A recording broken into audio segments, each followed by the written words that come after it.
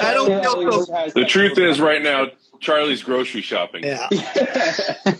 He's actually at Costco. He's set up a little section in the back of Costco for himself. You need like that. Have to. That blue screen in the background, so you look like or you're not. What's up, everybody? And, Super stoked to see everybody on here. And again, my comments are not working. Really? No. I wonder if it's. Well, no, because Luke, you can see your comments. Oh, yeah. Okay. Always. Oh, So it's just Charlie. So what you're telling me is it's just Charlie. just me. I'm not going to be able to see what people are saying. They're probably talking about me. Mad crap, dude. Mad crap. It's all right. Hey, Mark, how you doing? Good. Welcome, man. Good to see you again. Kind of helped you out at the Cast and Crank toy drive. Move some boxes. Good to see you again, man. Good to see you guys.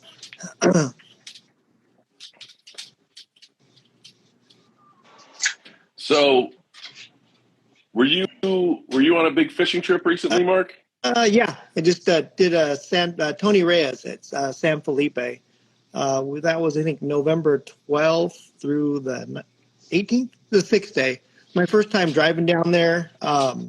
It was a trip with one of the owners of Phoenix, and it was a really cool experience. You know, it's been a while since I fished down there. We used to do trips back in up to, I think, 06. We used to do camp trips where we'd fly into Laredo and fish the kind of, I guess it's south of the Bay Conception and north of Laredo. There's a little place called Punta Pulpito. They'd set up a camp. So this Tony Reyes was very reminiscent of that kind of fish. I love to do Cabria, Fargo.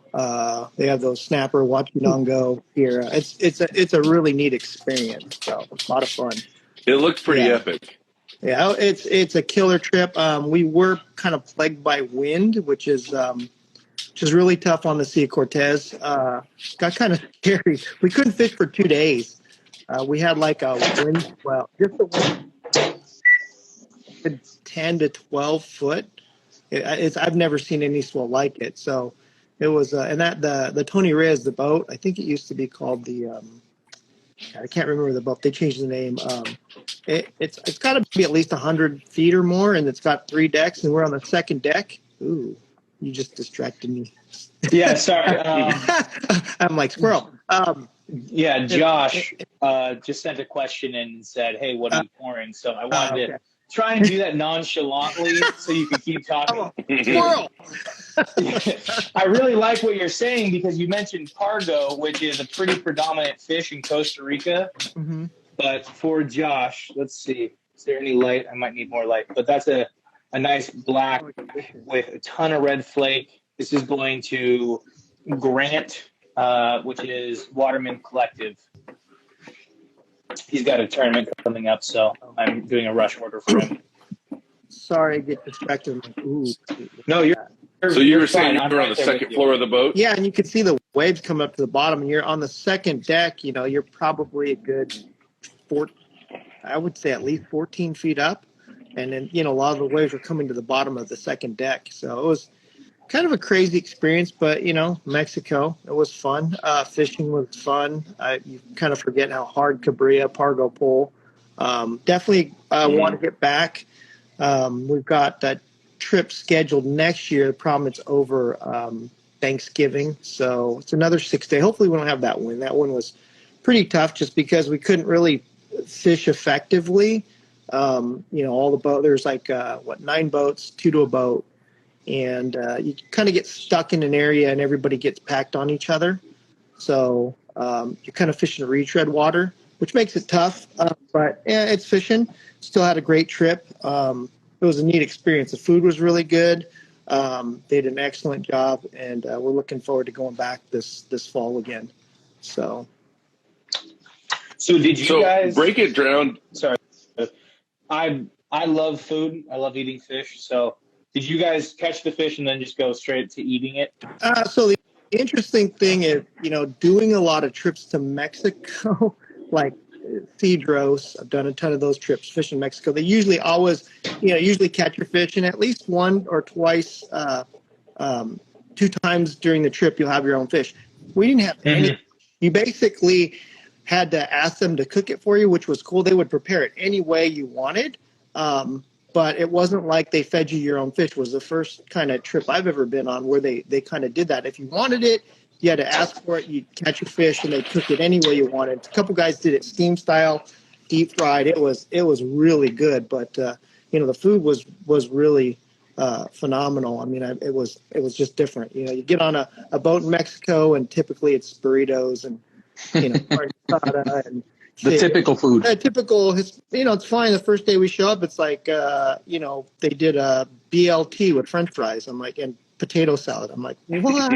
and they were bomb fries, super crispy. So everyone was kind of tripping out on the food, really excited about the food, which is kind of cool. I mean, it's just it was a great experience. The food was awesome, and watching them make fresh salsa every day on the grill, like grilling the veggies, the onions, was a really neat thing. So the best. Yeah, that trip is really cool. Finding out that Tony Ray's is the only trip that does that, so that fishery really doesn't get touched by anybody else.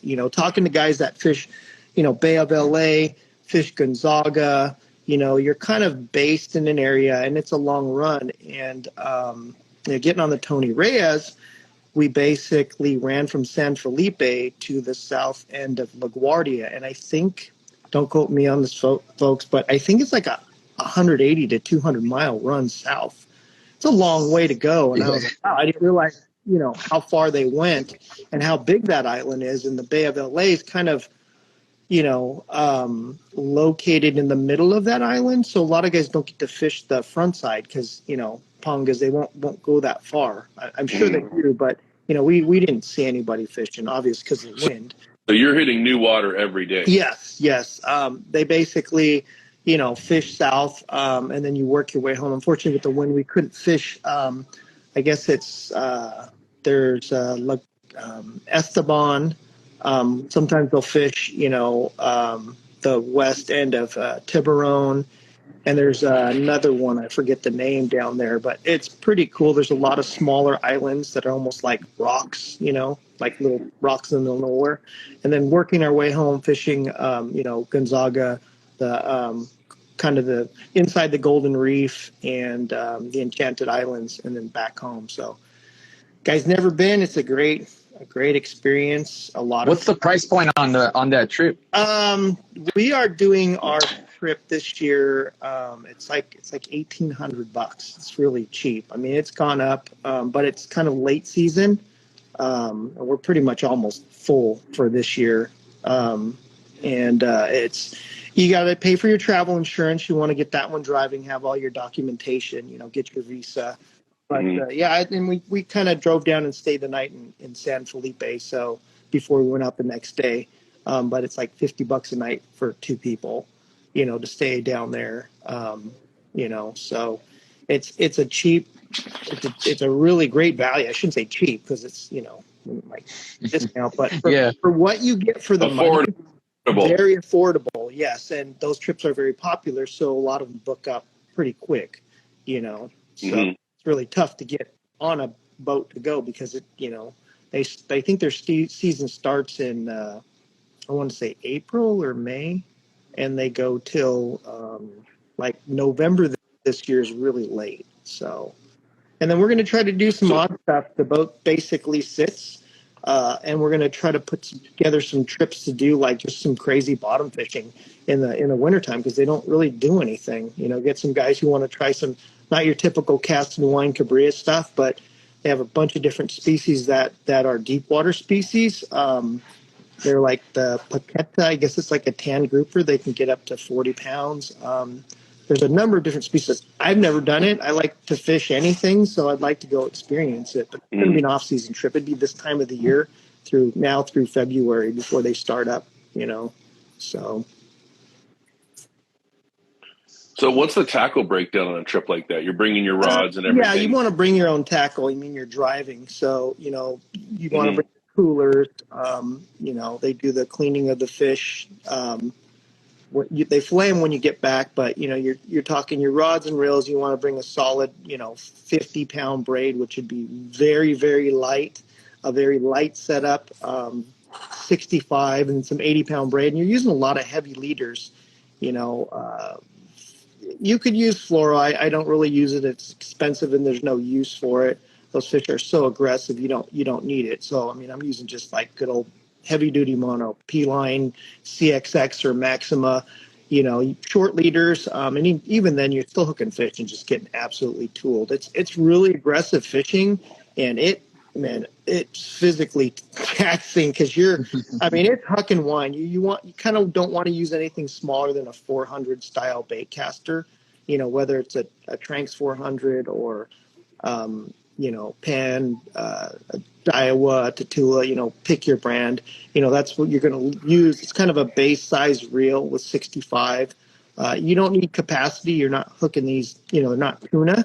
You're fishing short water. You're casting up into boilers, winding as fast as you can. You're using Rapala style floating baits, typically about 6-7 inch baits. Yozuri LC minnows, they pretty much get bit really good. The 170s, the Daiwa SP minnows, they make a couple different sizes. Rapala makes just anything small lip, subsurface. You're firing out there and winding as fast as you can. And like when you hook these fish, it feels like you're stuck. And sometimes you don't get them. You're pulling as hard as you can. Rods wise, you want to match them with, if you're going to put a bait caster on it, you want something like a bass rod style, like a swim bait rod, anything that's going to handle that 65-pound braid. More aggressive, the better. You need the pulling power because, you're going to hook cabria, and it's not uncommon, well over 10. And, for anybody who's fished them, they know what I'm talking about. For guys who haven't fished them, they're like, oh, I can tackle them with this. It's just like you get, you struggle. So it sounds like calico on steroids. Beyond. So if you're a core calico fisherman, yeah, you're just going to get your ass handed to you because you're used to a way of fishing, and they're phenomenally. They're so aggressive, so strong. They want to go hide in the rocks, and and then once in a while you hook a pargo, and they're even next level. So he knows Costa Rica, and they're not even that big, 5 to 6 pound fish. And you're like, what the hell did I hook? Lucky Daniel fishes in Costa Rica. Yeah, the thing that surprises me about pargo is how shallow they'll come, because we do a lot of surf fishing there, and they like structure. They're a structure-based fish in my mind. So it's like to ambush stuff. They're in the troughs, and so you'll fish a lot of rip currents and a lot of holes and a lot of troughs in the surf. But you're catching them, maybe 4 feet. Like I've seen probably 15-pound rooster fish just in like 4 feet of water, where their fins are out of the water. You're just standing there like, did he just go by? Like I've been swimming and they just like swim by me, and I'm like, of course I don't have my rod on me. It's at the house and I'm swimming right now, and they're just a whole school go by. But I've seen 30-pound pargo caught inshore in the surf, 5 feet of water, and here, this is what they're using right here, which is absolutely gnarly because they have a nice smooth side, which allows line to like just fly off. And then they have the hard backside, which you can crank the line in. But it's some gnarly fishing. And I've seen guys pull up like 50-pound, just whatever. I don't even know. Hand lining? Yeah, hand lining. So you hold it like this with the smooth side going out. You whip it around, you cast it out. And what this does is just lets it fly off. You turn it around, and there's more of a flat side. And then you can bring it in like that, and it won't slide off. And then your drag and all that stuff, and you just work it. It's kind of like a fly rod without the rod. The rod? Yeah. I've seen I mean, I walk up and down the beach and all that stuff, and I see these guys with 50-pound just bass, just some form of rockfish that is just the gnarliest thing. And you go, "Oh, how did you catch that?" And they're like, "Oh, I was on my shoe." Really, I mean, it's some of the smallest boats in the world. You need a glass bottle and some wine, and we have all this tech stuff, rod and reel, but you use rod, so you have the leverage advantage, So sometimes just no rod, and as long as they don't break you off, you can always pull on a line and have some leverage on them. You just have to be quick because they like structure. We're fishing out on the last day when the weather was nice. We went and bottom fished out in front of the Enchanted Islands, and I got it's like a 15-pound, 14-pound barred pargo, and I'm using my 2-speed, TLD old school. It's got all the drag work to it on a X2H, which is used for bluefin. And I brought it because I knew those fish are strong. I'm using a 150-pound mono leader, wind-on leader, like 10, 20 feet to a 135-pound braid. And the thing got me in the rocks. And I'm pulling as hard as I can. And, they wedged themselves. And luckily I pulled it out. But, when you're fishing bottom, there's, all the guys around you. I watched some of our guys lose 3, 4, 5, 6 in a row. Like, yeah, and you tell people, hey, you bring a big rod and reel, and it's gonna be tough, and they're not that big, And you hook the bigger ones that we got. I think the biggest grouper was like 77, and it was, you had to work for it.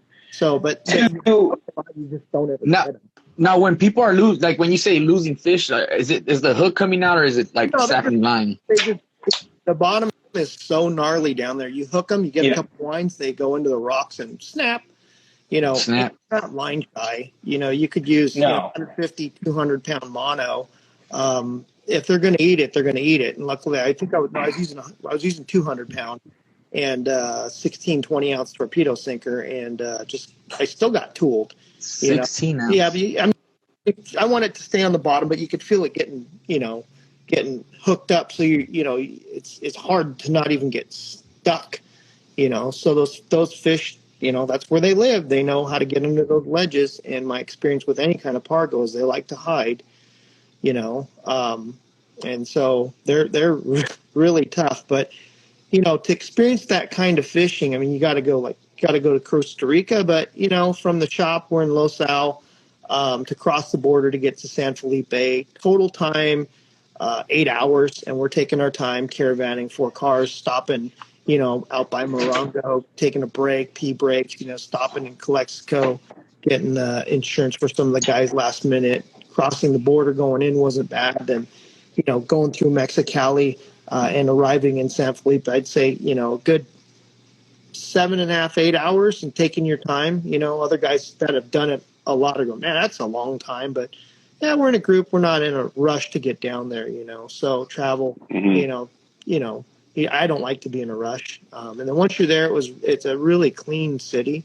A lot of fun. We were actually down there when the Baja 1000 was going through, so nice. A lot of stuff going on, which is pretty cool. But it was a great experience. If you're a little leery about travel, definitely get with somebody who's done it. And, once you've done it a couple times, it's really simple. The only time you're going to get in trouble is if you're doing, bad things in bad places. And of course, it's worse here. Of course. That's what I always say, man. Whenever you travel, be humble. Yeah.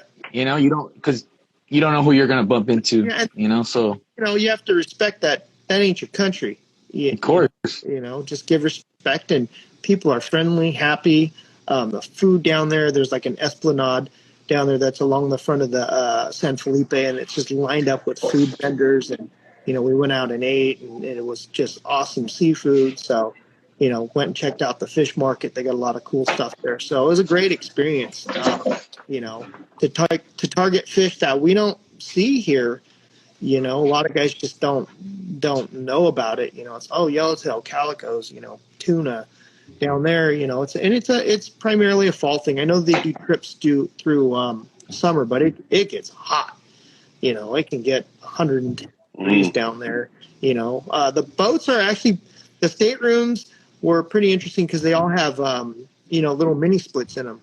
So, I mean, you can make the room 60 degrees. It's a trip, which I think you'd probably need if you're going to try to plan a trip in July. When it's really hot. Yeah, most of the trips book, I think, like May into half of June, and then it gets really hot, and then it's like mid-September on is probably the best times if you don't want to avoid the heat. But they usually, I guess, book really quick. So, but sounds like a fun trip, man. Yeah, it's pretty insane. It's a great experience, for anybody who wants to, go down there. Definitely get, if you're interested in that kind of, talk to people who have been down there. You don't want to think like, oh, I'll just use this gear, because you just end up losing all your gear, and there's no store. So once you're done, you're done. And like I said, because you're driving, there's no, if you've ever traveled to Cedros or flown down there, they have weight restrictions and gear restrictions. Yeah, it's your truck. You can put as much stuff or as little stuff as you want. And they, coolers wise, if you want to bring back fish, there's no issue there. I believe there is a total limit of, I think, don't quote me because I'm not sure, I think like 30 fish combined total. So, you want to keep it within limits. You don't want to go over that. But it's a great fishery. It doesn't get pressured year round because that's the only operation that does it. And it's a great time. So now I have a quick universal question. As a person who gets seasick, do you have any remedies? Do you have any, tape of bananas at the bottom of your foot? So growing up as a kid, I used to get seasick like crazy, but I love fishing so much, I just puke on my feet and keep fishing. Keep going, keep grinding. Yeah, so, I mean, it's just not, it's not fun to be seasick. It's like going out and drinking, getting the hangover without having the fun, right? Especially. Well, wait. It's still fun. Because you're fishing.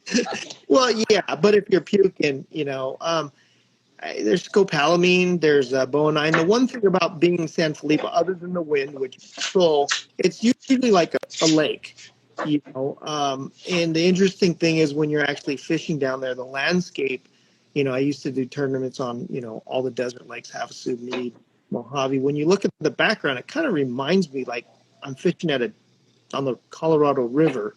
There's cactus. It's kind of like cool. And it's usually flat calm. Usually my experience is there's no ocean swell. It's just flat, so if you're prone to seasickness, that would be a great choice, because you don't have any open ocean swell. The only thing that brings swell is wind, and the wind can get deadly down there. So, we had like I said, in the middle of our trip, we couldn't fish for 2.5 days. They actually had to put the pungas back on the mothership just because it was that gnarly. But oh, wow. Yeah, and it doesn't happen very often. I mean, one of the guys had a trip the prior year in September. They didn't fish at all because they went down there and the hurricane chased them home. They got to their destination. They had to hightail and run back. So that's a very rare thing. So what happens in that situation? Like when they can't fish, do they get a refund or? I don't know. I mean, we didn't get any days refund on our trip, unfortunately. But because it's a Mexico trip, you're probably not going to get it's Mexico, guys.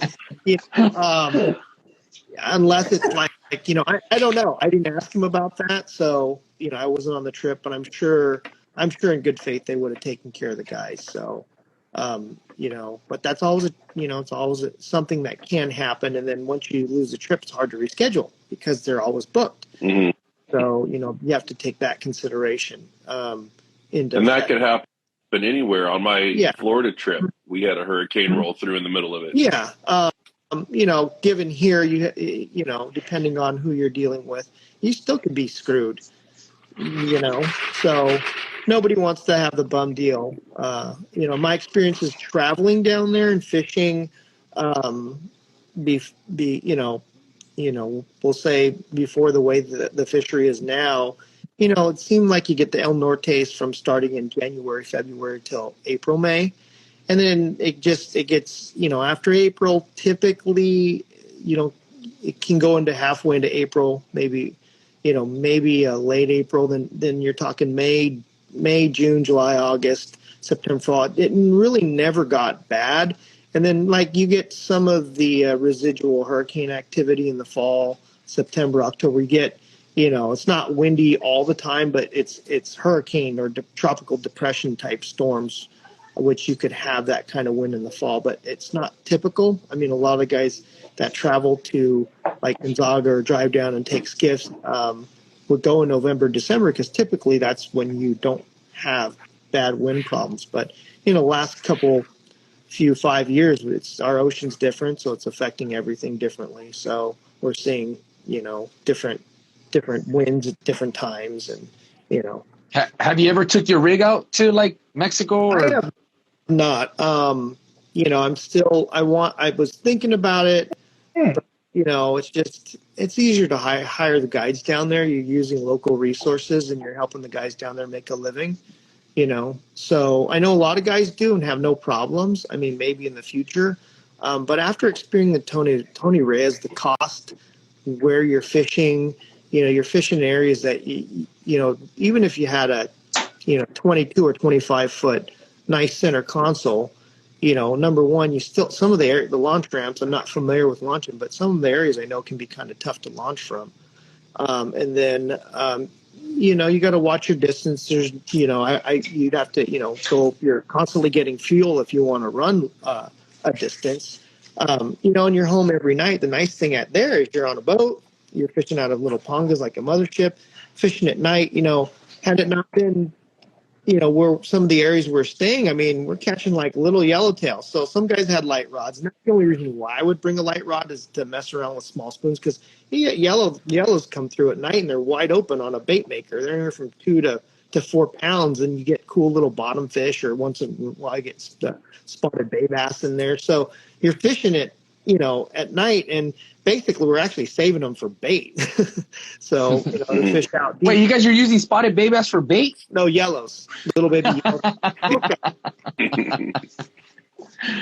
Well, and there's also something to be said about not bringing your rig and just taking some time to not be a captain. Yes, and well, just getting to fish. You get to fish. You don't have to worry about anything. You're not worried about your equipment, your gear. You're eating 3 squares a day. You're fishing for quite a long time. You got to be up at 5, and you're usually out 5:30, 6, and then you go out, you fish till about noon or 1. They come back, eat lunch, and then you go back out and fish till dark. So it's a long day.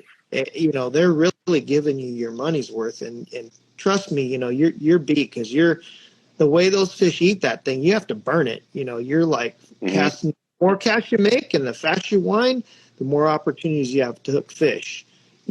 So it's it's physically challenging, but it's pretty amazing because of the the fishery down there. So I'm really looking forward to getting back down there again.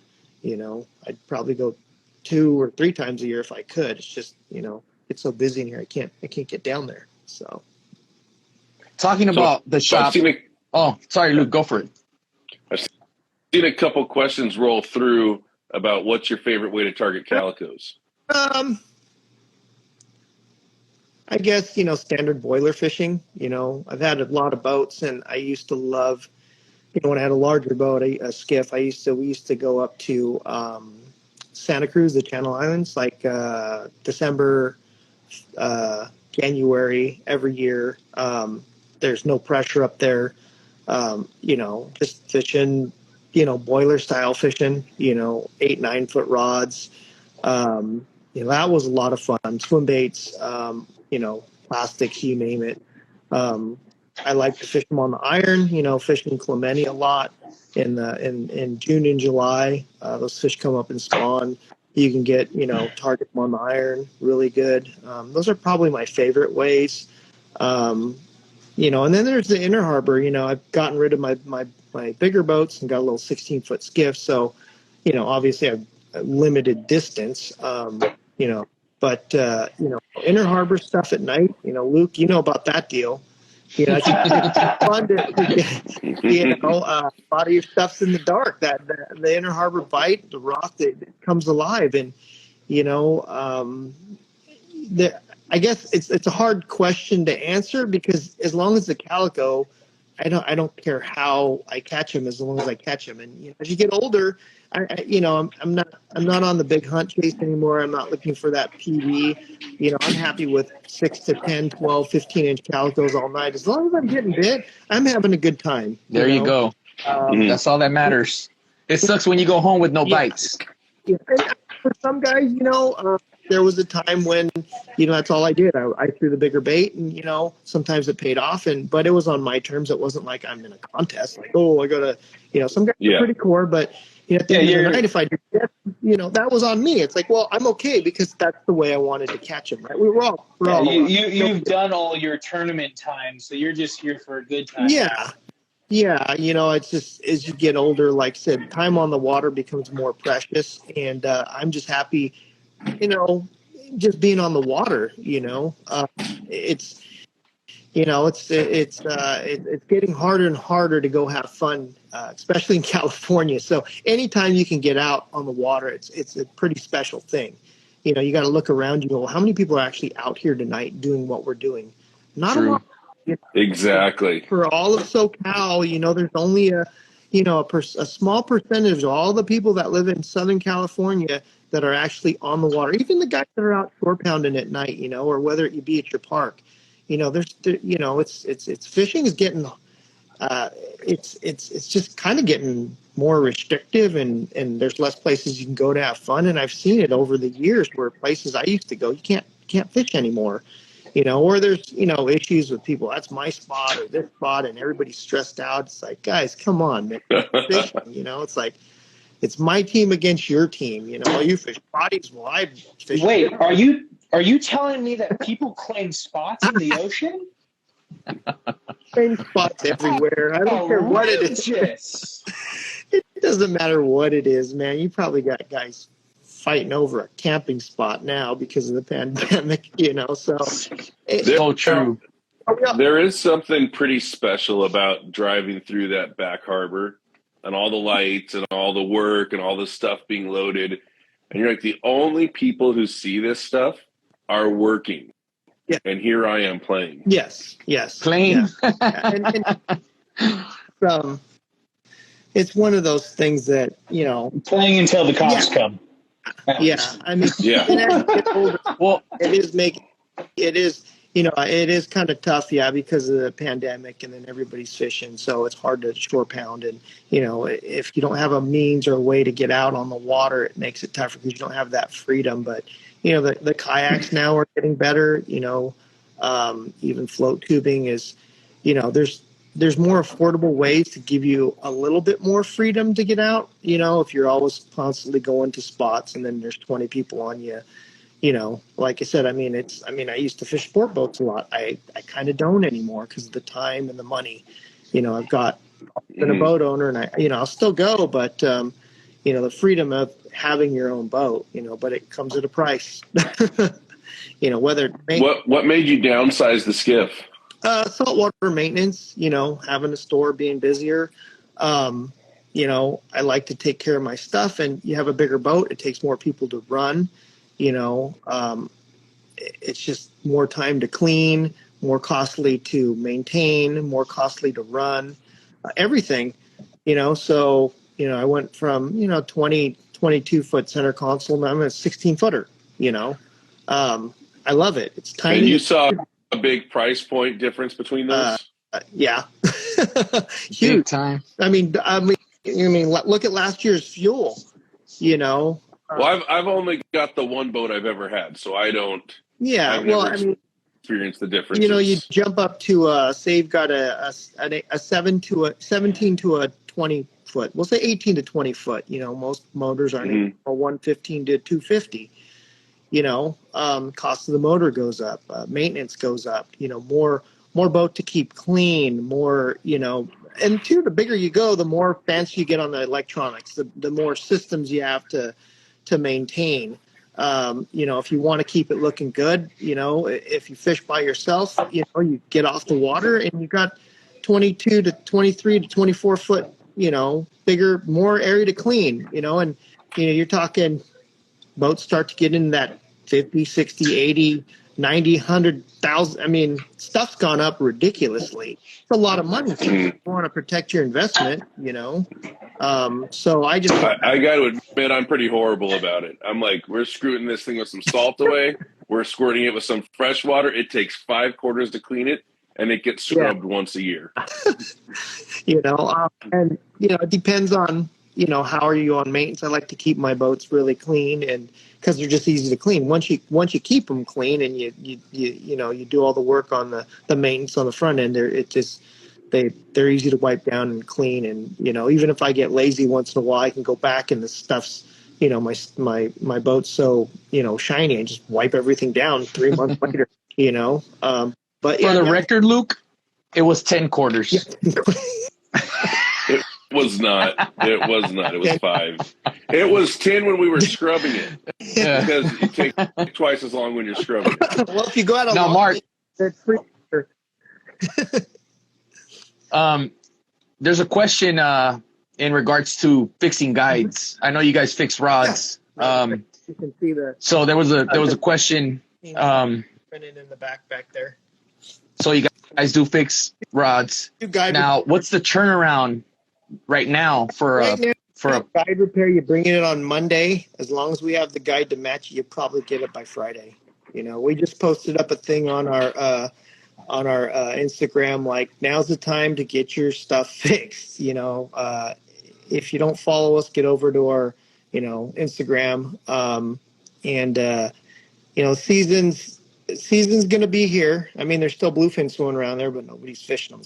They're too small. They're only 20 to 50 pounds. But, once the summer rush hits and the weather gets warm and the days are longer, we're dudes. We wait last minute.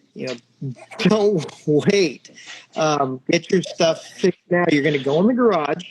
You're going to go grab your rod because you got a trip in 2 days and go, oh, crap, the guide's busted. You're going to go into your tackle store, whether it's mine, any other shop, and go, dude, I need this thing fixed. Can I get it tomorrow? They're going to tell you 1 month. Because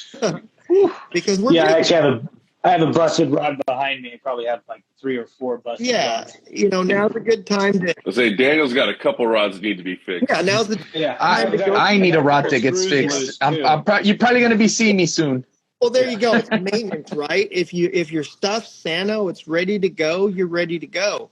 It's like keeping anything clean. And it's hard to do, but nowadays to go on a trip, it's not cheap. So why would you wait on your gear? There's no excuse. I mean, it's winter's slow. We got some shows coming up. We're doing the PCS this year. I got to plug that. But it's not the summertime. We definitely will start to pick up. After the shows, everybody waits to see what's going on in March, April, and by May, we're starting to full speed. And depending on how many people are getting, repairs, we try to keep it at a week to 2 weeks. Usually our rod builder, Tommy's on it. But don't come in expecting like, oh, I could get it tomorrow or in 2 days or 3 days. Cause our standard quick turnaround time is usually about, 4 to 5 days. So, we try to keep on it, but there's times when it just gets out of control and, you got to wait. So don't wait, guys. You got that reel, get it, bring it into the shop, whether it's mine or somebody else's in your area. Now's the time to go through, get your gear ready. Because, fishing's coming and it's going to be here, especially if you're sitting at home, maybe you're watching football, go out to the garage and go, oh, crap, my rods are bent. Oh, I forgot to wash them off. They're all crusty, right?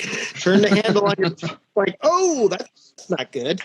So this is a Daniel. good transition because there's a meetup on Davy's Locker, Davy's Launch Ramp or whatever it is, in Alameda for the scout boats. I think anyone can go, but it's at like 7 a.m. They're going to go fish the oil rigs. Mm-hmm. So a few questions right now have been, what's a good bait, either artificial or live or chunk or dead bait, would you recommend for the oil rigs? Oil rigs, it's hard to beat the Berkeley jerk shad, the gulp.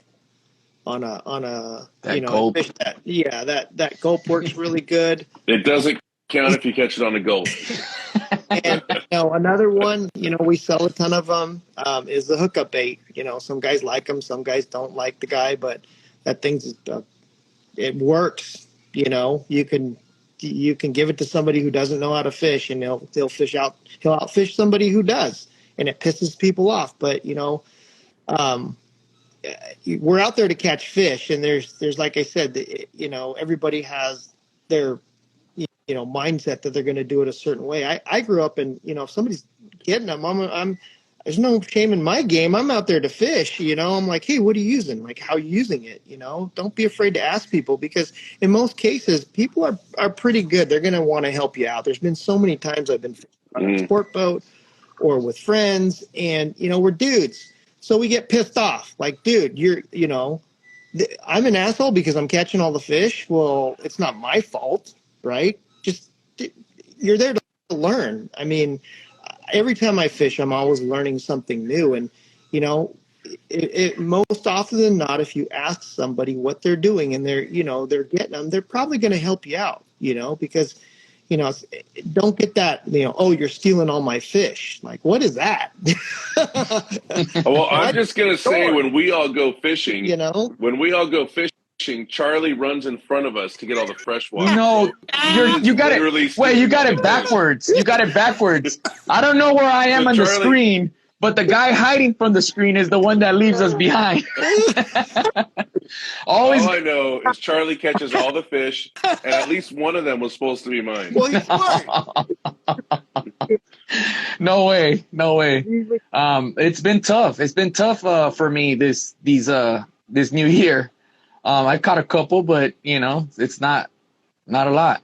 But I'm always stoked when somebody catches a fish. Well, you know, there again, you know, it is. There's certain, you know, getting to like being in a boat. I know if you're fishing the front, like I take, you know, taking guys out from the shop. It's like I go up on the trolling motor. I sit at the console because, you know, I enjoy watching them catch fish, you know, and, you know, I like taking pictures, and it's all about sharing the experience and giving that stoke to somebody else. You know, I'm really blessed that I've been able to fish my whole life, and I have a lot of great experiences. And it's kind of more exciting to see somebody else get that same, you know, excitement and stoke. It reminds me. There's nothing like it. You know, so it's sharing the experience, you know, and that's why we do fishing. It's because it's fun. It's not work. You know, we all have stress in our lives. We all have financial opportunities. We've all got something going on. And, you know, getting out in the water, that's all of our refuge. You know, and who wants to go out to a spot and have a guy yell at you because this is my you know, why are we even out here, guy? It's like, you know, are you serious? Like, you're going to bring that to here and poison this for me? It's like, you know, I'm just going to, like, whatever, dude, you know. And two, you know, I've really got to the point where I'd rather catch nothing than be in a confrontation with somebody else. But I mean, there's fish etiquette, right? Like, you don't want to go stand next to somebody, you know, and cast right next to them. Yeah. You know, respect, right? Respect goes a long way. I mean, the other night I went out and did some hooping in the harbor, and just went to a stock spot, and the guy had a couple pots out, and I just waited outside and let him set. And I go, hey, do you mind if I put some outside of you? And he was like, he looked at me and he goes, dude, thank you so much. He goes, you can put them right next to mine. He goes, people roll in here and they don't even care. He goes, you're the first person that's ever asked. I go, because it's the right thing to do. And he was really appreciative of it, you know. And I'm like, I don't need to put them by yours. I'm going to put them, you know, way outside. He was just very thankful. And, you know, that doesn't happen anymore. You know, most often than not, if you ask politely, most people are so surprised that instead of being like, you know, getting a confrontational, you know, if I just rolled in and throw, he'd probably, what the fuck? He was like, dude, thank you so much. Hey, anytime tonight you want to come in here, just put them on top of mine. You know, he was like, I'm not going to do that. Just you know, fill my pot, yeah, and take my lobster out. Yeah. I probably would have, you know, done that. I was like, oh, dude, you want mine too? Whatever. I mean, it's a 50-50, right? He's going to choose your part. He's going to choose his part. I mean, yeah. Oh, that's my dog. I don't know if you guys need Now, Dahlin. now here's a good question for lobstering: is how long do you typically soak your pots for? Real quick, Well, I'm going to say he told me this, and I was shocked. I was shocked by his New answer. thumbnail: shocker soaking. Shocked. depends on where you're at. If I'm in an area that has no structure, so I guess it's kind of like, say if I'm fishing in an area that's just flat and I don't actually have a spot, say it's an eelgrass patch and it's, a couple 100 yards, I'll let it soak for longer because they're gonna crawl and they need to find it. Um, you know, if it's a spot where I know there's a ledge or a break or a rock or something, they don't, they're either crawling or they're not. I mean, I try to 10, 15 minutes, 20 minutes at the most. I mean, I'll do spread split spots, or if I'm by my got 5 nets, I'll put a couple here and spread them around. So I'm always moving around. I'm not doing your typical go sit there for 2 hours. So I'm always Yeah. moving. I keep myself busy. I don't even have time to fish really because I'm tending nets. If I bring somebody else and I got 10, we're hustling, and I move a lot. But I took one of the guys out and he was, well, how long is it going to take? Like, do you soak it for an hour, 2 hours? I go, well, I got the spot. It crawls. If it's there, they're going to be in it really quick. And I put it right on the spot. I mean, I've got great electronics. I got side scan. I use all my electronics. And I told them, drop it. Okay, set your timer for 4 minutes. We'll check it in 5. We're gonna split. So we turn around and he goes, oh, it's 4 minutes. 4 minute warning. So I motor over really. So we got there in 5 minutes and 30 something seconds. I go pull it, and there was a 1 or 2 legals, and he's like, holy crap. I go, you're putting it on top of them. I mean, if they're out and they're feeding, they're going to go in it fast. They're not going to, they're going to not wander around. I mean, they walk as fast as we do. So, if you're in the right area and they're crawling, they're going to go in it. And then, if they're not, they're not. So I don't care what bait you have, what it is. If they're not out and active feeding, you're not going to get them to go into your net, So, I mean, I've actively tested, taking bait, and a lot of guys are fresh bait, which is fine. When they're crawling, they'll definitely stay in it longer. But I got lazy and I started taking salmon heads and leave them in there for 3, 4, 5 trips. I don't soak very long. In a night, I'll time on the water with the traps in the water, probably 3 to 4 hours at most for a 6, 7 hour night. Because I'm pulling them, they're on the deck. And salmon heads, you can soak for, I believe, up to 48 hours in the water, or 72, and they don't lose their scent. Obviously, if they start to think bad, then they're rotting. You don't want that. But and a lot of times, they've crawled sometimes on the first one, and I'll save them. Sometimes I get more on the 4th or 5th time I've used the bait. Usually 5 times I'll spit it out. But I'm calculating I maybe got 20 hours. So those things can be continuously under the water for 48 hours or, up to 3 days. The scent is leaching out. One of my lobster buddies told me that they're super sensitive to smell. And he goes, the reason why they have to use really fresh bait and because, they got, what is it? I think they're allowed 300 traps now, and they can soak for up to 2 or 3 days or something like that. Plus, this guy's got 300 traps, that guy's got 300. So, they're competing for the same lobster. There's never more than 300. There's never more than like a set around where I'm at, or if there's anything, sometimes there's no set. So I'm not worried about, them crawling into somebody else's trap because it's got fresher bait. So, a lot of my stuff in the middle of nowhere, and I've never seen anybody on it. So, I'm not worried about that. I kind of figured for what the way I'm lobstering, it's just either they're crawling or they're not. And it's been really tough the last couple of years. Inner Harbor, the water's been warmer. So, I mean, the place has been devoid of life, I looked at my lobster report cards and I have all that info, kind of 2018, 2019 was when I was getting them. And, 19, 20, 21, 22 is just saying, I'd stop, I'd do 10, 12 trips and literally get 1 or 2 legals. And that's like, before I'm getting, 6 a night with, 10, 12 shorts, and plus other life, rock crabs, spider crabs, the random sculpin, spotty, calico, sandy that gets stuck in there, just weird stuff. Like, too, and then the traps, you got little weird shrimp crawling in there and sidewinder crabs, all sorts of stuff. Like, literally the last 2 years, these spots are like devoid of life. Like somebody took bleach and sprayed it on the bottom because, oh, you go to the harbor, that place is pressured. Well, I've got lobster cards. I've been doing it since 2014, and a lot of the times I go, I've never seen traps even near it. Stock spots, yes, but some of my other stuff, I'd never see it. I've never seen a trap. Is somebody else doing it? Yeah, but it's probably not got any pressure. So there's pressure. There is no pressure from my understanding. And when you're putting traps down, you're getting no life. Like something's going on in the environment. There's a reason why they're not there, because there's nothing for them to eat. There's nothing. You don't even get sand fleas. Like, what the hell? This place is devoid. So, Do you think they're moving deeper? I honestly think, I guess they're actually probably shallower with the harbor temperature being a bit warmer than it normally is. Fishing a lot of cedros, I learned that those guys put their traps in on the beach where you can see them in the warmer water years. And I've kind of seen that over the years here. I'd go out the last 2 or 3 and see where all the guys on, we'll stay in the LA harbor area. And, on the horseshoe, it'd be like stuff everywhere out to 120. And in the last couple of years, I'll go out on a Wednesday because they can actually go hold spots.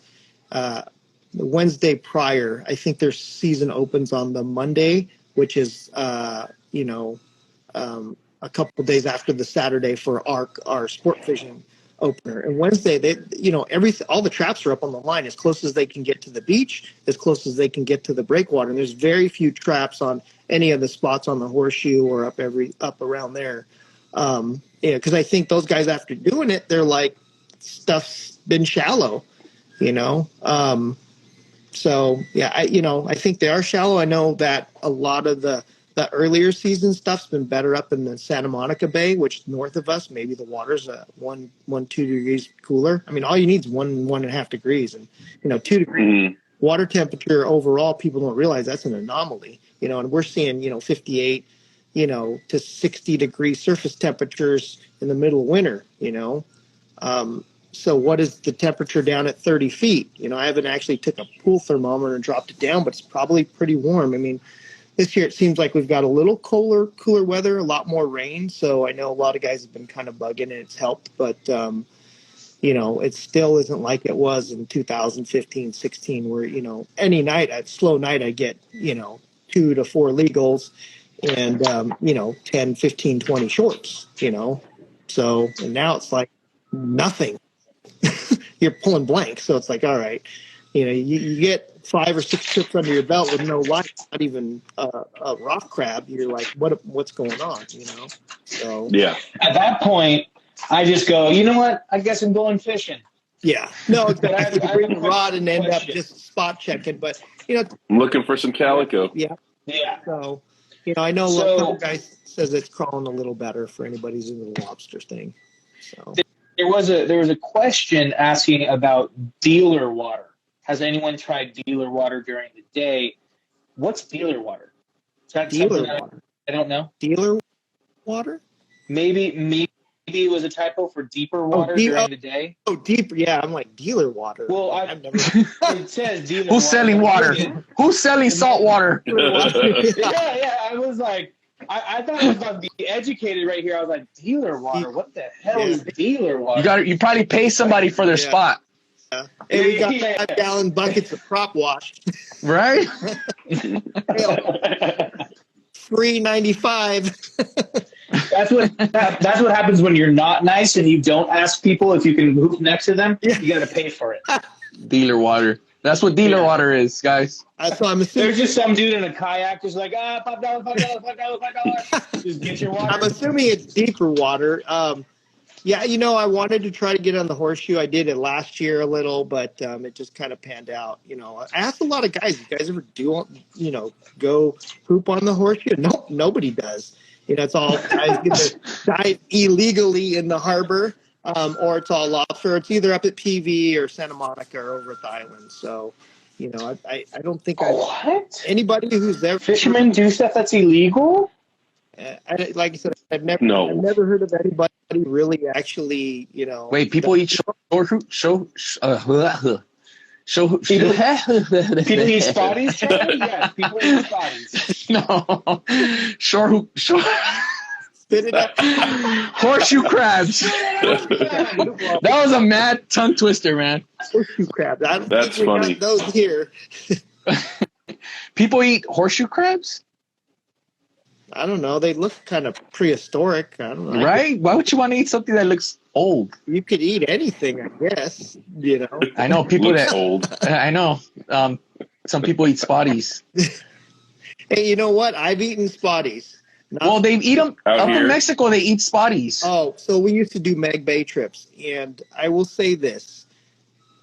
They're ridiculously wide open down there. Well, I don't know about now with all the commercial netting they do across there, but so back, we did camp trips down there in the fall, and we'd go fish, barjack, snook, mangrove grouper, in the bay, and they have a little jack called a toro. It's like it's a little fork. They all pull really hard, but dude, spotties down there are a nuisance. So, I'm using white jerk baits, 3 hooks, first trip. Literally, you're in a punga and you're fishing a mangrove edge, and you can actually see them. There's so many of them. They're not gigantic. They're like 6 to 12 inches. And you would hook one, and then by the time you reeled your jerk bait in, it'd have 3. So now you can't get them off the hook. All your hooks are bent, and then they rip all your split rings off. And now you have a lure with no hooks, and you're like trying to scrounge to put it back together. They're so wide open.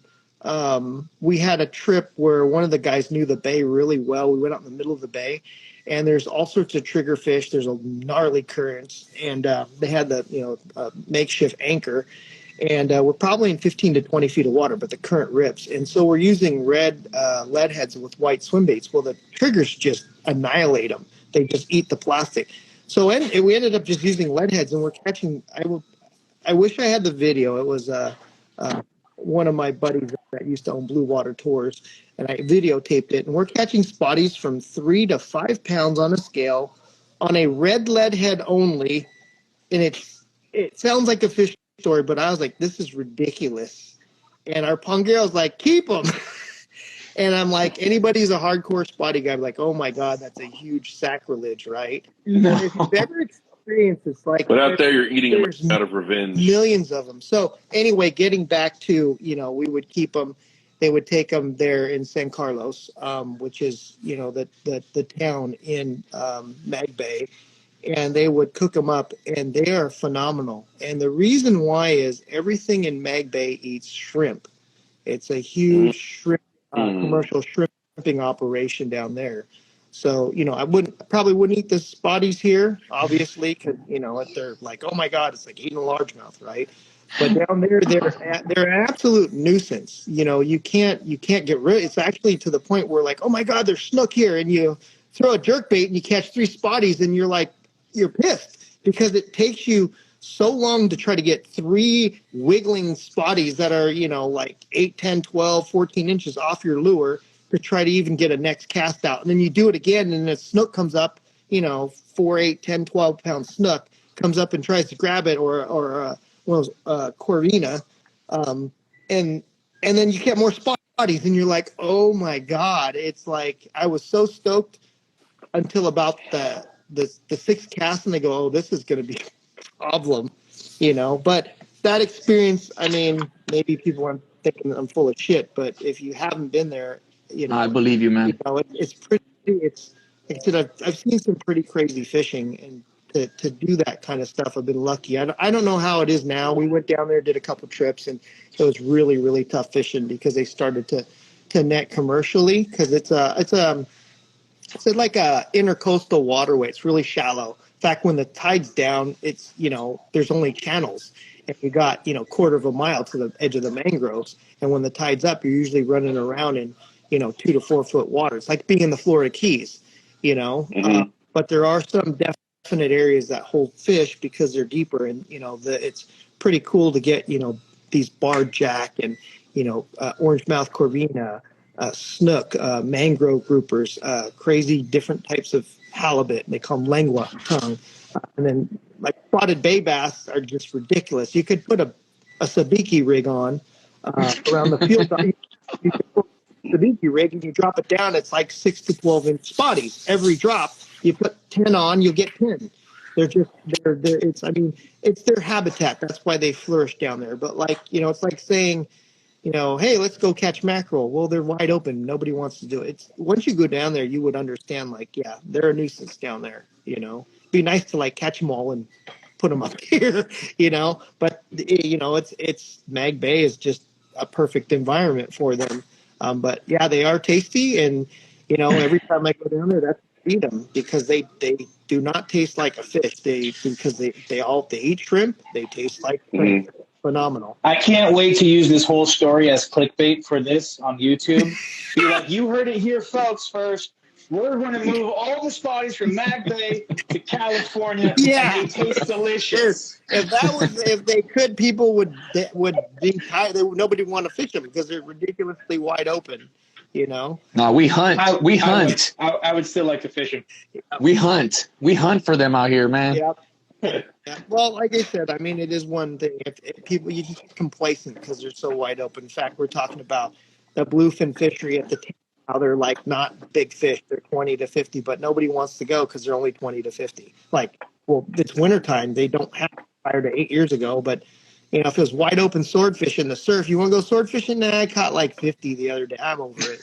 Now it's just one of those things, you can't control when things show up. Everything shows up when it wants to, and enjoy it while it's here because it could be gone forever, like with anything. And there's cycles where there's an absence of things, It is like the spotty fisheries, the whole intercoastal fishery overall has been really tough.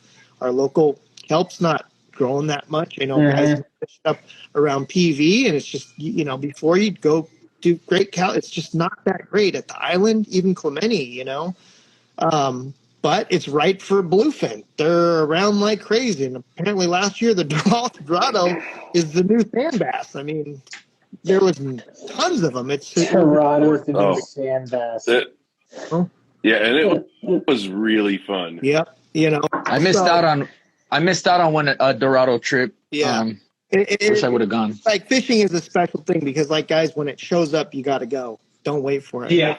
We're on this bluefin cusp, and I was like, I kind of over it. I don't, I fish bluefin out long range. They weren't like giant like this, fish sub hundreds. But this fall I go, I'm going to go get one in my skiff, and I started out late, but now I'm like, what? I don't know why I didn't want to go, So my goal is to try to get a triple digit out of the little 16-foot skiff, and then obviously this winter I want to go, chase swordfish. You don't have to go very far to catch one of those. Basically catfishing. So. Little boat, big fish, and hopefully I get one. I don't know what I'd do with it once I hook it, but just to go through the motions. I'm pretty sure you'll find something to do with it. Call you guys up, want some sword? Yeah, I'll take all of it. So I have a question in regards to your rod builds. Mm-hmm. When somebody decides to do a rod build, how crazy can you go color wise? It's crazy. Asking for a friend. I'm asking for a friend. Like as far as cost wise or labor, we can kind of do everything.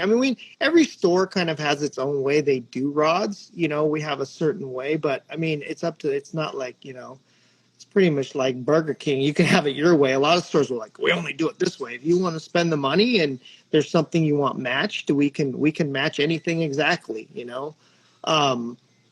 It really depends on what you want, The sky's the limit, It depends on your components, your blank selection, what application, Tommy's our rod builder. He's been with me. I've been in business for 28 years, and he's been with me for, I want to say 22 or 23 of those 28 years. So, he knows what's going on back here. I don't get to build rods as much. I'm the paperwork guy now.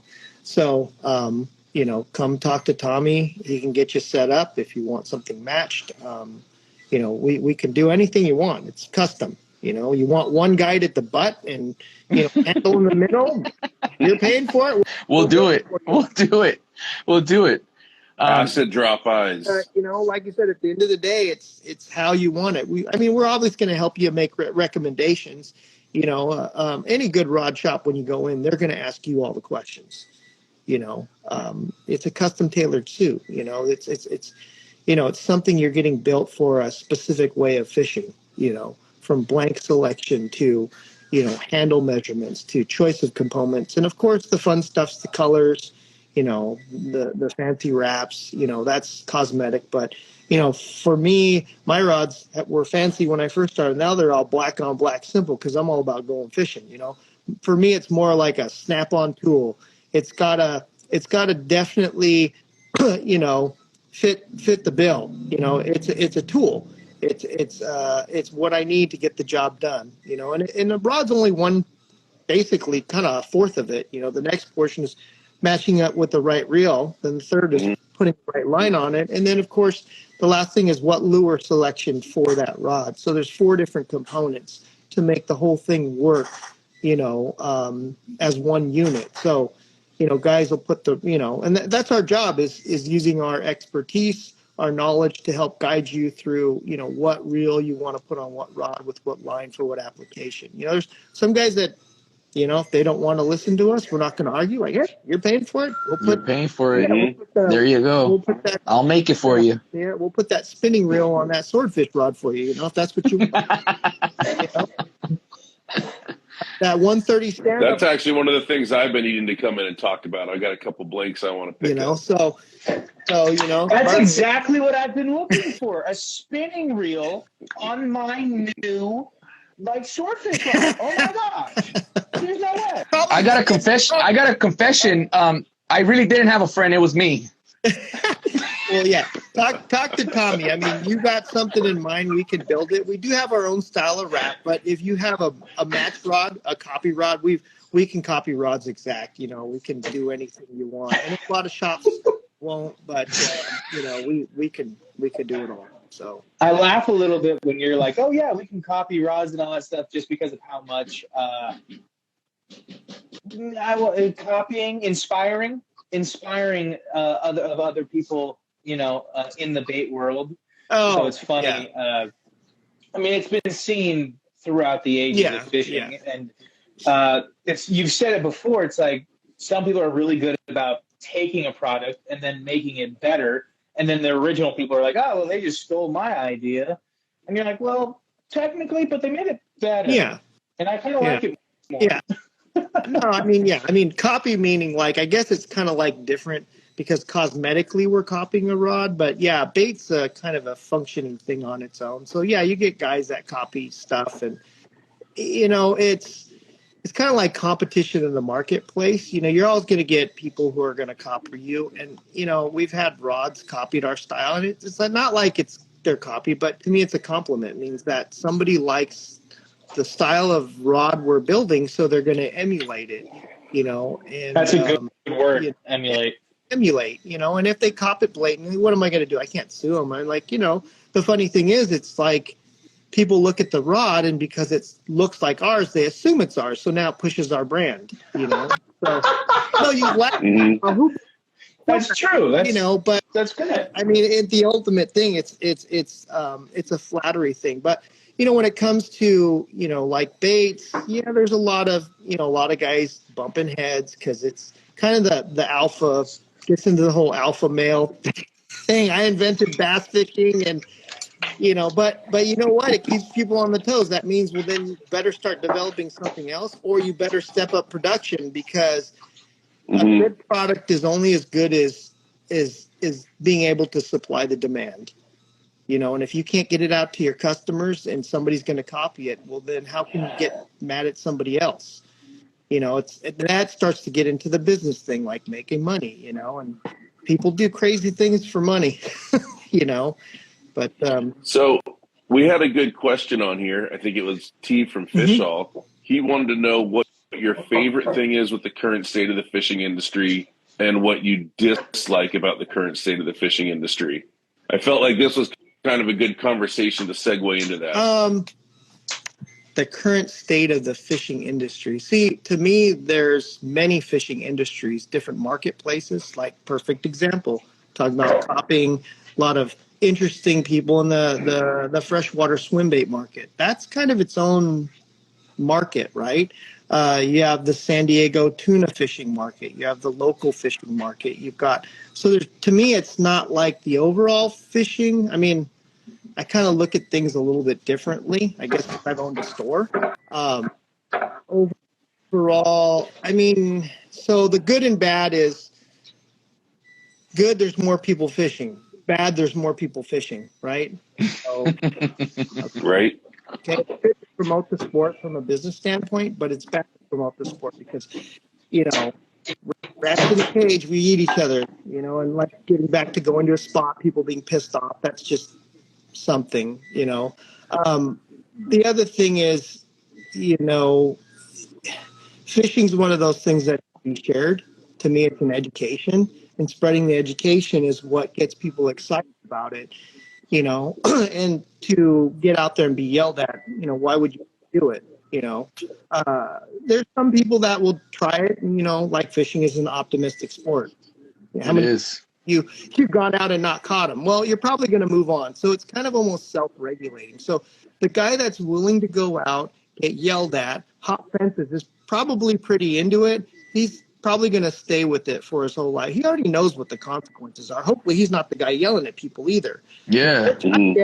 But there again, you know, it's something that should be left at home and kind of like take a chill. I mean, there's so much crap going on in life that we all have to deal with that we're seeing here that, like, dude, fishing's a precious thing, man. You know, getting back to we're all sitting here taking our personal time to talk about things, and we all want to go fishing, and it's, you know, to go takes a lot of energy, a lot of money, a lot of time, and to have you roll up and somebody yell at you, it's like, dude, I should have just stayed home. It just is a bad taste in your mouth. So, you know, I think it's kind of self-regulating, but overall, I kind of drift around with the questions. You know, it's a double-edged sword. With anything, there's a good side, a bad side. You know, it depends on your perspective, right? A lot of people complain there's too many people fishing. A lot of people, I mean, I have a tendency to look at the bright side. Yeah, there's a lot of people fishing, but, you know, there's a good time to educate somebody and make a friend. You know, when I was growing up as a kid, I'd show up at the park. Everybody was like, oh, what do you, like, we're kids. You know, that guy helped me out. Right nowadays, it's like, dude, the worst time to go to the park is the spring because everybody just fishes. There's the loss of etiquette because it's not being taught anymore. Yeah. Mm-hmm.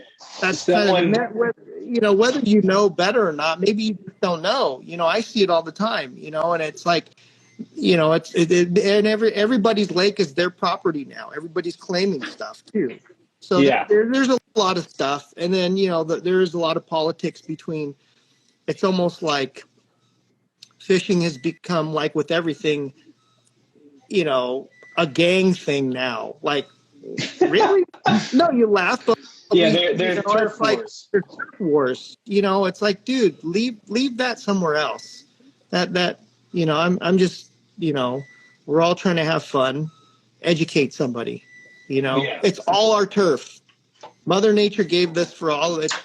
It's to recreation. It's recreation. You know, you go out there, you recreate yourself. You come home, and you should feel good. I mean, I do. You know, but there's times when you have people do stupid stuff or they yell at you, and you're like, "Are you kidding me?" And it totally bums your day out. And everybody Totally. has that. You know, whether you're doing the yelling or you're receiving the yelling, you know, it's fishing, guys. You know, And not just other anglers, just people that don't understand, you know? yeah, well, it's a good time to educate them. But then, you know, it is. I mean, people just are so edged up. And I mean, it's probably, you know, we have a tendency to take our stress on the water. Leave it at home, man. You know? Now, I also have to. The only one who yells at me is Harbor Patrol. But then it's Luke.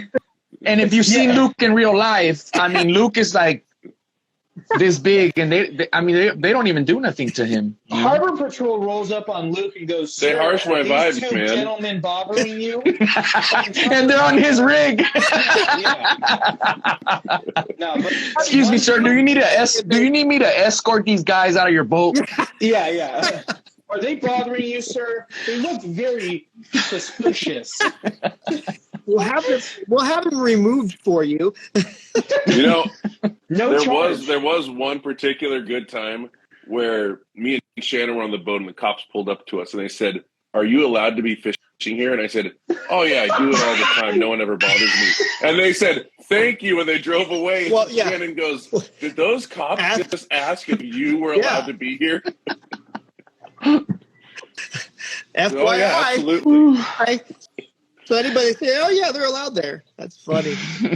That is funny. So we recently had the cops pull up on us, full lights on us. They get up. It's Rick. It's Uncle Rick. Predator swim baits pulled up on me with floodlights like he was a cop. Yeah. Oh my god. He's like, "Oh, I'm gonna light him up." I know. Oh yeah, no, I was there for that, and I mean they came in perfectly too. They looked like cops. Yeah, they killed the engine and it just slowly came in. And Luke and I are like, "Who is that fishing game? Is that the police? I think it's the police." And so we're kind of like, wind up. Okay. Rods off to the side, hands on the head. And so we were going through the motions, and we're like, "This mother, it's just hit him with the floodlight." Yeah. Hands So up. double floodlights. Oh, there you go. All you need is a They little blinded us for light, sure. blue lights on the top. You know. So I mean, we might have people that are first started fishing, right? I haven't been fishing for that long. Saltwater, maybe 3 years. And then I did freshwater when I was younger, but then stopped for a long time. Mm-hmm. So when somebody goes to your shop and they ask, I mean, what do you typically tell somebody who's first fishing? Well, like when they want to go into salt. There again, we ask them a lot of questions. You know what? When they come in the shop, we kind of want to know what their experience is. And then from that point, we just, what would you like to catch? Well, I don't know. I mean, the hardest type of interaction with somebody is somebody who actually wants to go fishing but doesn't know what they want to. It's like well, I just want a fishing rod. That's like your basic beginner, and we had a lot of that during the pandemic. So you have to spend a lot of time with the customers and hold their hand and kind of guide them and like, hey, what kind of well, I don't know, I just want to go to lake and break it down. I was like, well, it's better if you kind of educate yourself on what species we have in our lakes, so you're more educated about it to go out to be a little more successful. Interesting, because a lot of people don't want to do any research. They just want to get. They just want something to go, and maybe we may come off as too. And I can't make everybody happy, but it's a really hard thing to kind of educate somebody in a short amount of time, on what they want. But like if you just started 3 years ago, you've already fished, you kind of already know. So it's a little bit easier if somebody has some sort of experience. The hardest one is somebody who's never done it, who wants to get into the sport. But we recognize that, and we try to, make it as easy as possible, because I know for a lot of people to come into a store, it can be a hard thing. It's like, oh, I don't know, and if I don't know anything, I like to ask questions. So we're here to try to help somebody. Figure out what they want to do. Do you want to go in the ocean or the lakes, or and then there again, we ask a lot of questions because we're trying to figure out how they want to fish. Because we realize that fishing, getting back to, is a set of tools, right? I kind of use the analogy like, I don't golf, but golf clubs, you can't use one because you're not going to do too well. You got 9 different clubs, and if you really golf, you probably got 20 you're bringing in your bag. I don't golf, but each one's a specific tool. So I try to break down the fact that, kind of giving an analogy, or in layman's terms, like, you can't fix your truck with a hammer. You need the right tool for the right job, but not getting so detailed that it overwhelms them. Everybody makes fun of me because I sit there and I'll talk for 2 hours to a customer. They won't buy anything, but I just want to educate them, and hopefully they appreciate it. They come back. But, educating educating people. That's kind of what we try to do here, and I try to tell the guys to do and help people, as best as possible, because we want to figure out what kind of fishing you're doing, and then give you the choices. And in the end, it's your money. You're going to choose what you want to do. Whether you want to listen to us or not listen to us. I mean, we're just trying now, to. I want to touch upon something because we got a question. Somebody asked, "What's a good rod setup for spotties?" And it's like you said, what are you planning to kind of fish? What are you planning to fish? Now, I get that you're planning to fish for spotties, but I mean, are you throwing the A rig? Are you throwing flat falls? Are you throwing just a normal lead head? Are you throwing a paddle tail? So there's a bunch of these questions that get raised up in like, what's the best rod for, I don't know, just pitching pylons, the overall rod. There again, it's you're out, that's what I'm thinking. But with somebody who's completely a beginner, who maybe his friend went spotty fishing, if you start saying that, you start throwing those terms, it's like, what the hell are you talking about? So I try to say, hey, this is what works. This bait, like a 3-inch swim bait on any lead head, that's going to work. A hookup bait, that's going to work. A small grub, there's basics that are just going to work without getting to, hey, you need the crankbait rod. Hey, you don't want to overwhelm something. If I have no knowledge of something, I don't want, it's just, I need a starting point. It's up to the, once you give them that information, it's up to them to go out and experience it and try to figure it out. And fishing is one of those things. It's an interesting sport in that you can read about it. You can watch it on YouTube. You can buy $10 million of gear. And if you go out and you catch nothing, you didn't learn anything. You didn't. The only way you're going to learn is by catching something. And from that point on, now you have a starting point. You're going to probably go back to where you were, where you caught that fish, and try to replicate it because that's all you know. And as you build experience on that, you gain the knowledge. So it's really hard if you're new and you're given 20 million options. I tend to give them the fewest options possible. That way they don't need a lot of different tackle. And within that, getting back to the spotty rod question, I'm going to give them something that handles 8 to 12 pound mono, not even braid, because that can be a problem for beginners. And as they start to experience how to use different lures within that range, and once they catch fish, they're going to go, okay, they're going to realize, man, I don't need one rod. I need another rod. Then I need another rod. And that's, as you expand. And then it becomes a habit. You expand your tackle, right? What you don't want to do is go in and guy go, you need 5 rods. And then you're going to not know how to use any of them, let alone one. So where do you start? For me, my experience tells me, I know what stuff's going to get the best result for them with the least amount of knowledge. The best thing I can do is say, do your homework, at least get some prior knowledge, or maybe go onto a forum, talk to people. And even from there, it can be overwhelming because, there's 3 of you sitting there. Each one of you is going to fish a different way, but yet you can all catch definitely. one, right? So for somebody who's never caught one, that is confusing, So it's like a loaded question. That's, I think, lack of education can be intimidating to get people to start fishing, So, and you guys do because you love it. But, like I said, being a first time, you're not sure, maybe you're on a budget. You don't want to make, the wrong choice. It can be daunting. There's other things that affect what you're going to learn, how you're going to what you're going to purchase, and then your overall experience. So there's just, it is kind of overwhelming. So I got to bring myself down and think, okay, these are the things tried and true that I'm going to go. And I tell people, a great place to fish, to actually learn is places that do have access. Yeah, you're going to have to drive. Mission Bay, San Diego Bay, they're great places to go walk. You're not going to get somebody yelling at you, It's like a aquatic park. It's, you can park, you can walk, and you have the ability to catch, and there's tons of shoreline, and nobody's going to be pissed off at you. You don't want to go walking on docks, or flipping around boats, but even then, if you're casting in between, you're probably going to get bit. So, you got to go to a place where you can get the most experience, and then do your homework.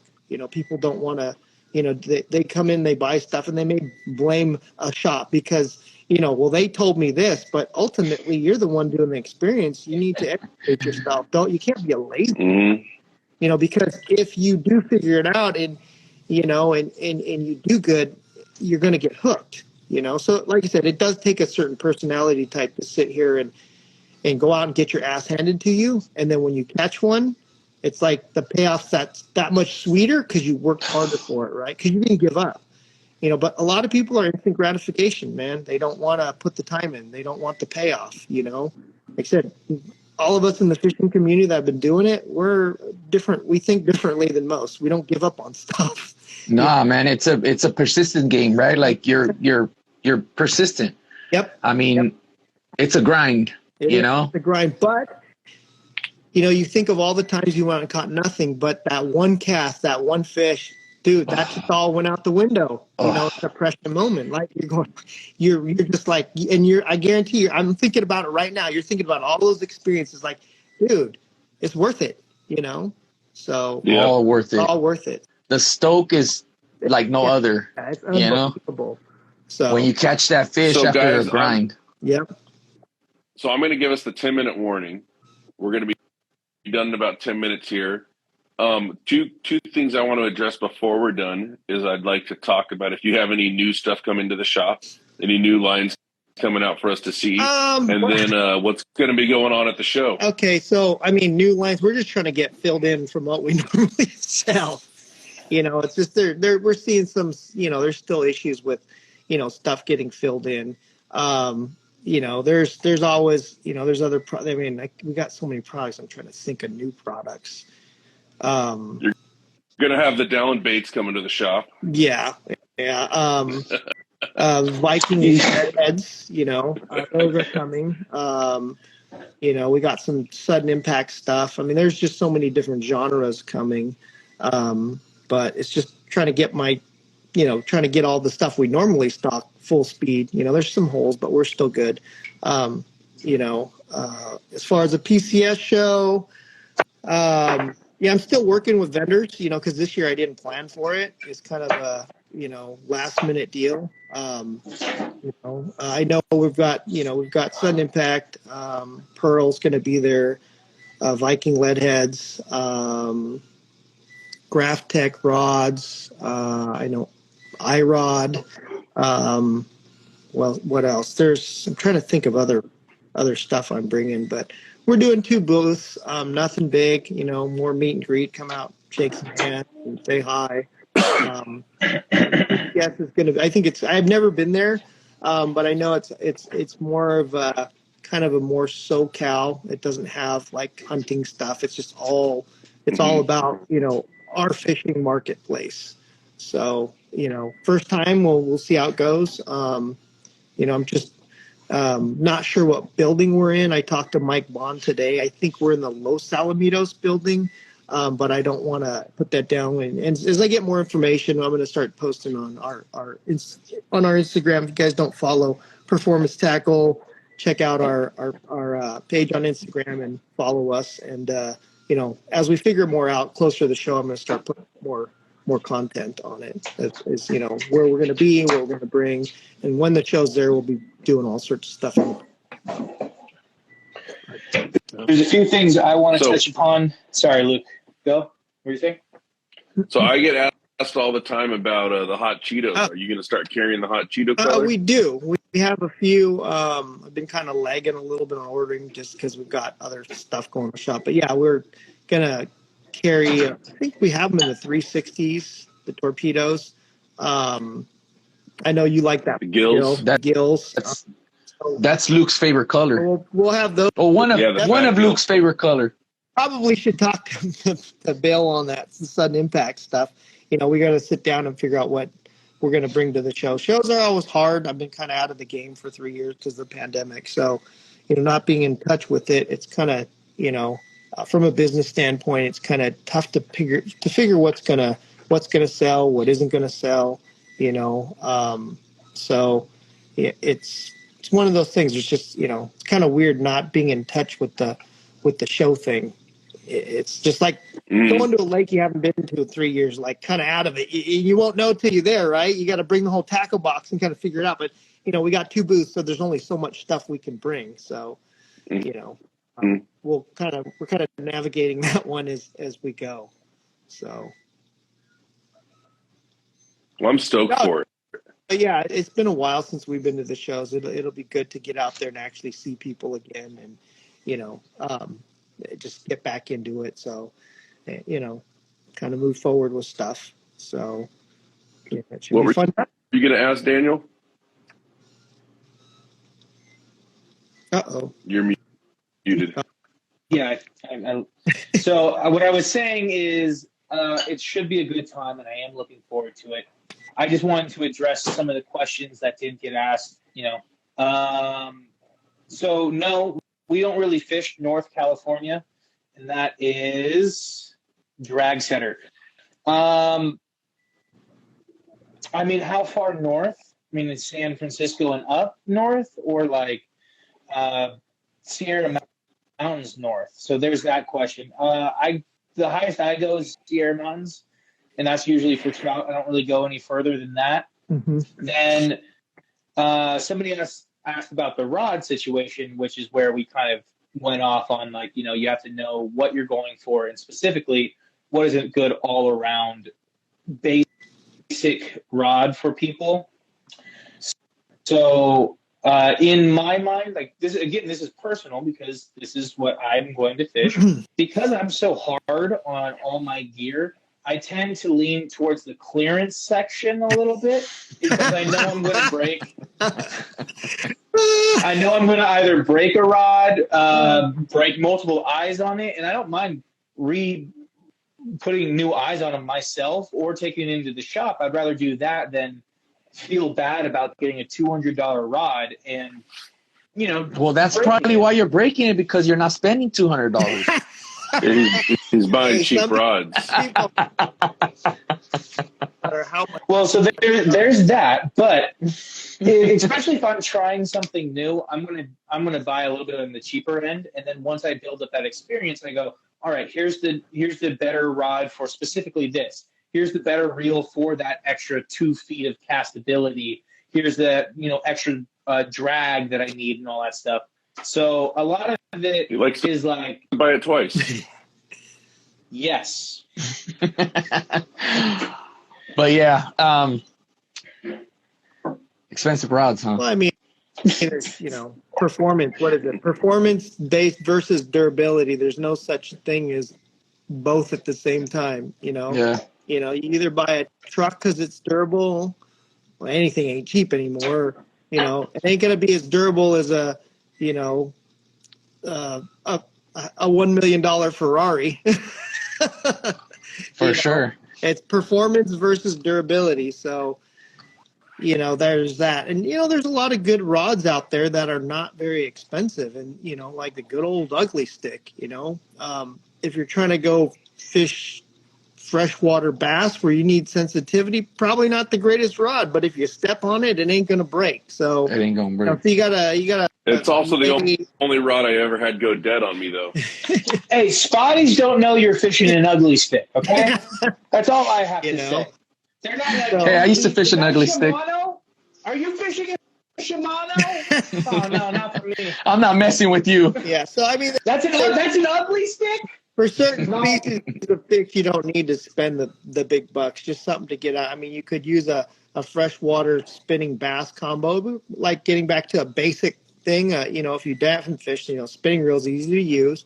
You're not going to get backlash. It's something that handles, rod rating of like 6 to 17, which is common in the freshwater bass market. Usually for that kind of rod, if you're doing saltwater tails, like, hey, just make sure you rinse it off because it's not going to hold up well.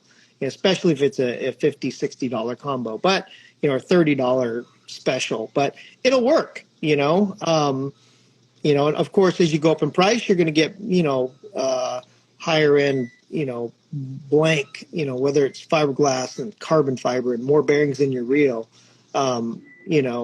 still get the job done. But as you get into fishing a little bit more, you're going to start to go, okay, now I start to see the difference. If you've never fish, you wouldn't know the difference. But when you're fishing a lot more, you learn your gear.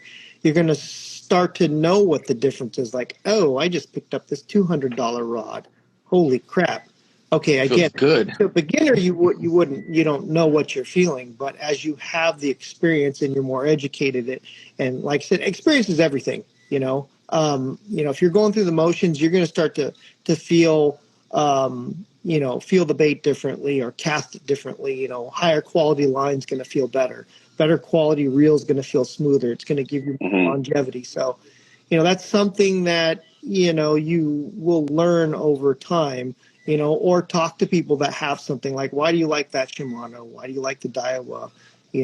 I like this off-brand bass, reel, whatever. But, there is differences in product lines and, gathering information, having somebody educate you or educating yourself is going to help you, especially when you go into a store and you're going to spend money. If you're educated about product, you don't have to know, but you can say, hey, well, I read this or I saw this. What about this?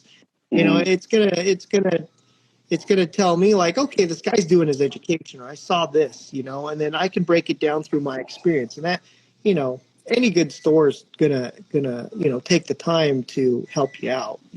I would hope so. Well, I think that's why you're very successful, Mark, because you take the time to. Our staff here, we do the best we can. Sometimes you get different personalities. I understand that, but we try hard, and it showed because one of my buddies that fishes the MLFs, David Valdivia. I've known him forever. He's a good friend, but he was out and he sent me something from Wired to Fish. And so I checked it out. I'm like, holy crap, we were voted one of the best tackle stores in Southern California. And I was like, whoa. I saw that. So you guys, and he doesn't lead with that, by the way. No, I'm so humble. I'm really humble. I know a lot of stores from NorCal made it. Save on Tackle was on there, so props to them. I think Last Chance Bait and Tackle. Those were the only three in the SoCal area. A lot of them were NorCal area. But I guess they did a survey, and it was all based on customers' comments, So go check them out. Props to them. I want to give them a shout out for doing that. So it's really cool to be on that list, and congratulations to I think there's 12 of us that made it. There's a lot of stores in California, and it's a super privilege to be on that list. Trust me. I mean, I work hard at trying to take care of our customers, and we do the best we can. I like I said, usually it's a weird personality issue. Everybody's got different personalities, but we try to take care of as many people as we can. Education, that's our thing. We want to try to help you and educate you about fishing, and whether you buy something or not, maybe you can, leave the shop and, be armed with that. And then, if you learn something and have a good experience, pass it forward to somebody else, teach them. That's awesome. That's awesome. Well, now I have one question. Go Luke. Because this one is go. No, it's actually. I think you're just gonna. All right, you guys. There's going to be a part 2 to this. We're going to have Mark back on. Jeez, I talk too much. But no, as far as helping people, I was in there one day and we started talking about electronics, and you got out a pen and a paper and started drawing and drew out a whole thing, and you're like, "Here, take it home." And the next weekend, I was using what you said and seeing stuff I hadn't seen before. I hope it helped you. I mean, that's kind of how I had to look at it. I found it. We were talking about finding shipwrecks. I found a shipwreck on accident, just having changed my settings. Yeah. But it's not even something you're selling. No, like I said, and too, it's a small community. We all, like you say, every time we take support your local tackle shops. No matter where you are, there's a lot of big box stores. There's a lot of online places that may have something for cheaper, but you're not going to get the information. So, go to your store. A lot of people don't realize, like I was in a co-op with 10 other stores, Luke from Angler's Choice, Sal from Bob Sands, Jim at Fisherman's Hardware, Alex at the Rusty Hook, Perfield's, Dick over at Perfield's, Jack Fisherman's act. We all talk, we're all friends. And, if I don't have something, I'm going to send you somewhere where you can get it, and it's not about, I don't want to be that source like, oh, do you guys have this? No. Well, where can I get it? You can't get it anywhere. No, I'm going to send you to somewhere where you're going to be able to get that product because, it's customer service. It's hard to find that, you go in a big box store, like it's in Home Depot the other day. I'm like, hey, can you help me? They look at you and run. You're like, what the hell? It's like, but it is Home Depot, do you even get help at Home Depot? Sometimes you find yourself finding your own thing, unless you really know what you want, and you can't get it from somewhere, I go on the internet and get stuff because sometimes it's convenient. But you kind of got to know because then you order something and you're like, well, that ain't it. Now you got to. It's not even the size. So, support your local store. Go in there, talk to the guys. They're experts at what they do and get the help you need. So we're all here to help you and pass that education along. So that's awesome, man. I have one question. Yep. Will you be trademarking your beginning intro videos? That's your staple right there, man. You need to. It is. It's kind of funny because I'll be completely honest with you. I got it from during the pandemic. There's this guy. It's Matt's RVs, and he has a way of doing his videos. And he blew up he's got on YouTube, he's got over 100,000 subscribers, but he has a set format. And I went back to when he first started. So he kind of has a way, and, it's kind of like, well, I need something to just trademark me by. It's kind of funny, but it is funny. I'm kind of like, I don't take anything seriously, but what could I do? And, I don't have a format, but, people always remember like, hey, it's Mark, Yeah. Do that to me. And I laugh because, it's kind of my thing, right? I guess, and it's just people. Funny thing is, people on the internet, they come in, it's like, I saw you, I like your videos, you seem upbeat, and I just that's kind of the way I am, Sometimes, we all have our days, but I'm here to have fun. That's what fishing is, right? Leave the bad stuff at home. Everybody's got their problems, but when you go fishing, you should enjoy the experience and share it with other people. So leave them at home. Yep. So. Well, we're definitely going to have to schedule a part 2 because I think we've ran longer than any other one, and we haven't gotten to stripers, we haven't gotten to largemouth, we haven't talked about how awesome your dog is. Yeah, we haven't really talked. We've got a lot left to cover in the next one. Yeah. Hopefully everybody had fun with it. Nah, man. I love talking and education, and I'm happy you guys are happy. We should all be smiling. We're all smiling. That's definitely, smile, definitely man. We are. I'm glad I'm not in, an industry where people come in and yell at you. I sell happiness. People come in because it's their outlet. And, I always have to ground myself like, man, you guys in here, this is, you got problems, leave it at home, man. People come in, they don't want to talk to somebody who's pissed off, and it's hard to smile. Sometimes, we don't always smile, but, when somebody smiles, you have a tendency to smile back, and it makes you feel good. It's hard to get that anymore, man. We're in California. There's so many people here. People are so stressed out, it's hard to find happiness. So I basically sell happiness, and I just always have to keep that in perspective, even though I'm having a bad day, if Luke walks in, he's happy to come there. I don't want to shit on his parade, Be like, oh, look. And you're probably happy to see me. So go ahead. We're like you talk like dude. He's like 10 minutes. So No more.